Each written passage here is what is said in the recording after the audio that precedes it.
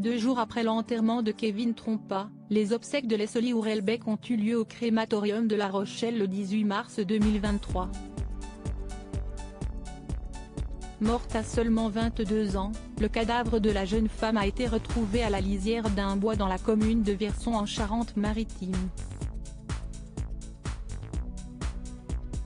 À 5 km du lieu où était dissimulé le cadavre de son petit ami Kevin Trompa et à une cinquantaine de Praec, Deux-Sèvres, où les 2 jeunes gens sont décédés sous les coups de leurs agresseurs la nuit du 26 novembre, précise Le Parisien. Dans le cortège, la belle-mère de Leslie et son papa, effondrés par le chagrin, tout comme son frère jumeau et sa grande sœur. Beaucoup d'amis de la jeune femme étaient également présents pour lui rendre un dernier hommage. Sur le cercueil de Leslie était posée une photo récente de la jeune femme où elle apparaît en train d'enlacer son chien Onyx, un staff croisé malinois qui la suivait partout, y compris au cours de la nuit fatidique. Lors de la cérémonie, les proches de la jeune femme ont évoqué avec beaucoup de colère ceux qui leur ont arraché Leslie, s'interrogeant encore sur les motifs du drame.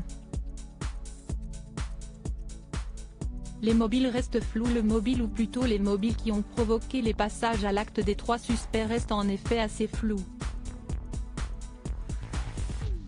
Après 3 mois d'enquête, magistrats et gendarmes estiment que l'un d'entre eux, Tom Trouillet, mis en examen pour enlèvement et séquestration, a pu être animé par un mélange assez complexe combinant une désillusion amoureuse et un objectif crapuleux sur fond de trafic de stupéfiants, précise Le Parisien.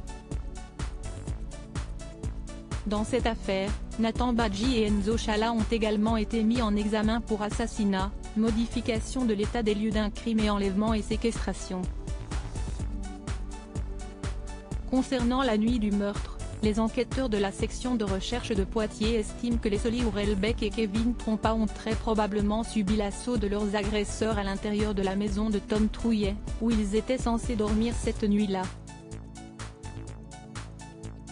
Le couple aurait donc quitté le domicile de Nicolas R. vers 3 h du matin, où il venait de passer la soirée, et rejoint la maison de Tom Trouillet située à une trentaine de mètres à peine. L'irruption des assaillants, armés d'objets contondants du type batte de baseball ou barre de fer, aurait eu lieu juste après.